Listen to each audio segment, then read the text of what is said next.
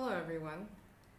So today I'm just going to go over the basics of Adobe Animate CC. And I'm just going to pick ActionScript 3.0 for now when this pop-up comes up. So I have here this canvas, which is by default in white. And first I'm going to go over basic navigation tools, just so you can easily get around the image. So first things, if you want, because I want to recenter this drawing area, I'm going to hold down spacebar and then click and drag the image. And then to zoom, I'm going to hit the letter Z on my keyboard, or in your tools, it's your magnifying glass over here. And when I hit this, as the magnifying glass has a plus sign in it, that means you can zoom in if you click with it. If I want to zoom out, I hold down Alt or for Max Option, and then I click once or however many times you want to zoom out. The other way of zooming is also to come up to the top right corner of your drawing area, and your percent over here, it just depends on how you want to view this, and you could do whatever percent works for you. So I never use that, so the other way of doing it is also to click and drag out here. I guess I prefer that the most, but then your timeline kind of gets in the way, so you can also move your timeline. Yeah, those are the basic navigation tools. So the tools that I use the most are the brush tool and the eraser tool. So by default, the brush tool is with the letter B, or this brush tool over here. And then, so I'm going to just draw some things over here. And then if I want to erase, I hit the letter E or go to the eraser tool down here. And now this brush is too small for me, so I'm going to increase the size with right bracket and erase like that. Or the fastest way to do it is just to hit the letter V, which is for the selection tool, and I'm just going to click and drag out everything and then hit my delete button on my keyboard. That's usually how I delete everything. So for a smaller brush size, I hit the left bracket. So if you just hold it down or you just keep tapping it, it's going to get smaller with the left bracket and bigger with the right bracket. Okay, so the other most important feature of Adobe Animate or any animation software is the timeline. So down here, I'm going to try to zoom in and hope for the best here, but so up here where the numbers and tick marks are, I'm going to call that the ruler. And whenever I ask my students to scrub the ruler, I always say, don't click and drag over the frames themselves. This is what I call the area with the actual frames. And then this is the ruler. So right now I can't scrub it because these down here, if it's absolutely like grayed out and just like there's no shapes inside of them, then there's actually literally nothing there. So I want to there's not even empty frames there, there's just no frames. So I'm gonna put in empty frames right now. So normally the way you would do this is right click and then go to insert blank keyframe. So I'm gonna zoom out and do that. So I would right click over here, insert blank keyframe, and I actually always tell my students to set their hotkey for this. So to do that, I go to Edit, Keyboard Shortcuts, and then you can either look it up and put in insert blank keyframe, but it's under Timeline, and then insert blank keyframe.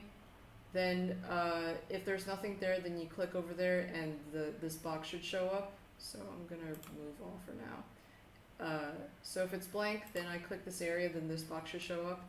And then I usually put the hotkey as the key that's next to your number 1, like to the left of it.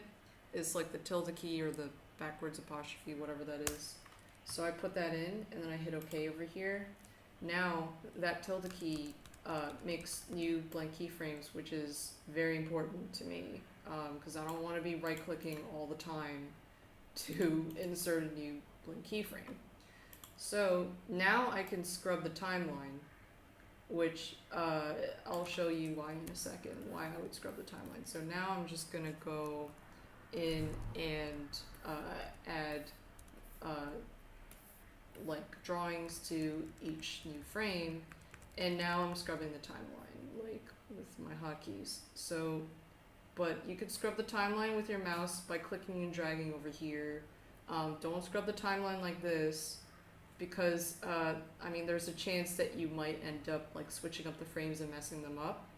But now the reason why it's becoming yellow is because you're just selecting them. So you could just select things like this, but I prefer, if you're going to select a group of frames, that you click one, hold down shift, and then click the other end of you know, your set of frames.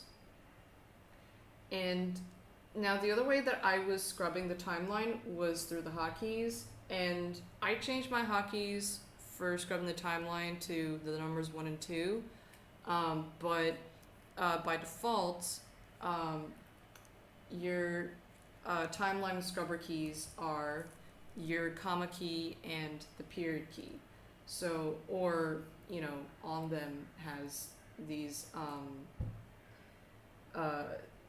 greater than, less than signs, which, wow, I forgot what these are called. But anyway, the period key or the comma key over here and the period key over here. So this is next frame, and this one is before frame, or back 1 frame.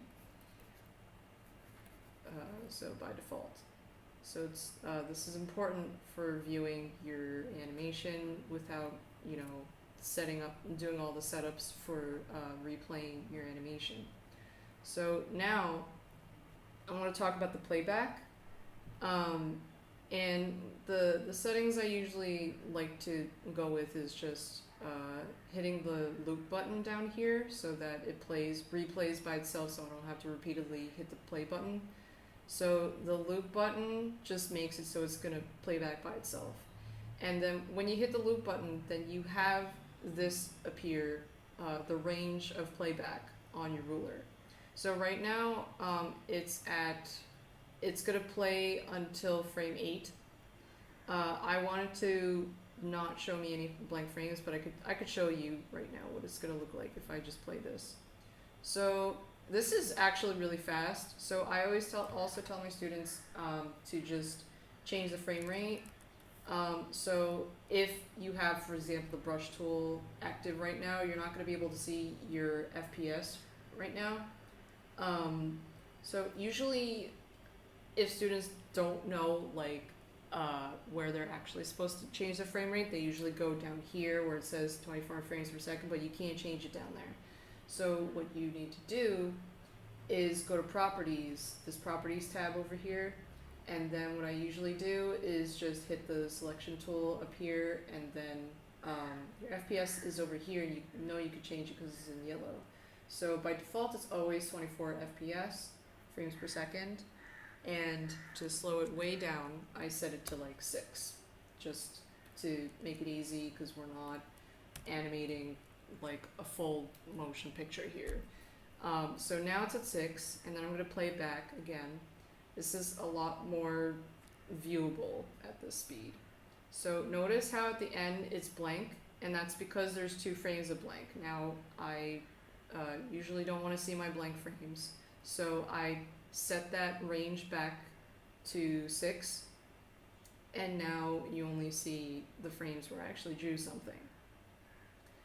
So now when I am trying to get back into work, like kind of like work mode, I turn on onion skin. So this is the onion skin. All it is it tells you or shows you, what your frames after or frame after and before look like. And as you can see here, there's also a range for that. So by default, your frames after the current frame that you're viewing are in green, and the ones before are in blue, and they become less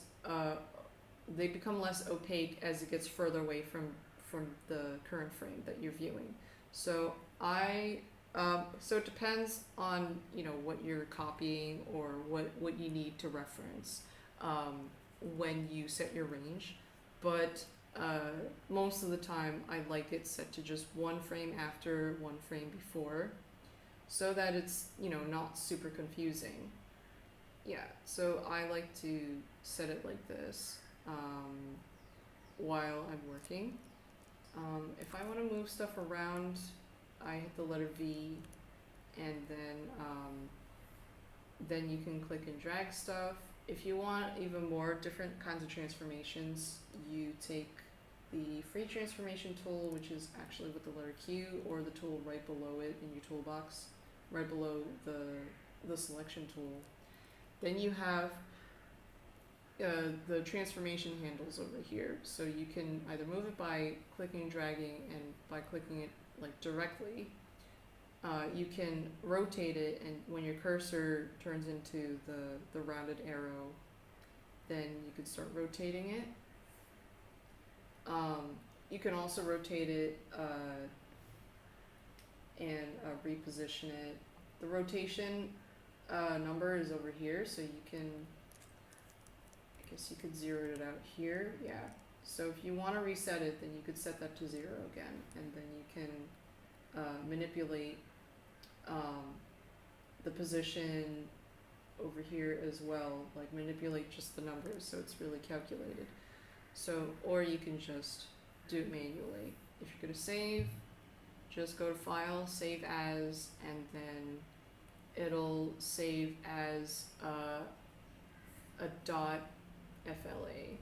I like to use the fill bucket tool when I use the brush tool, and you want to make a closed loop because if you have an open loop over here, it's not going to fill. So I'm going to, the fill bucket tool by default is hotkey, the letter K, and this is going to fill because it's a closed loop, and this one is not going to fill because of this open gap over here.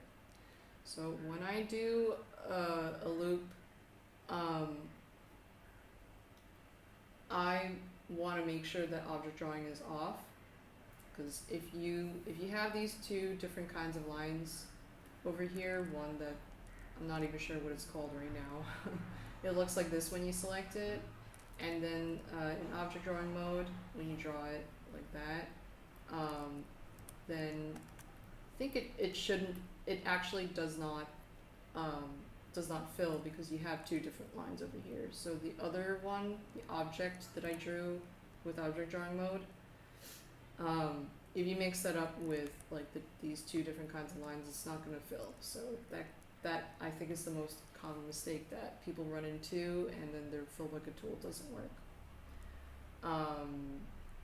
And one other thing that one last thing I'm going to go over is colors. So I believe if you go to the color for the fill, then now the reason why that changed is because they were selected.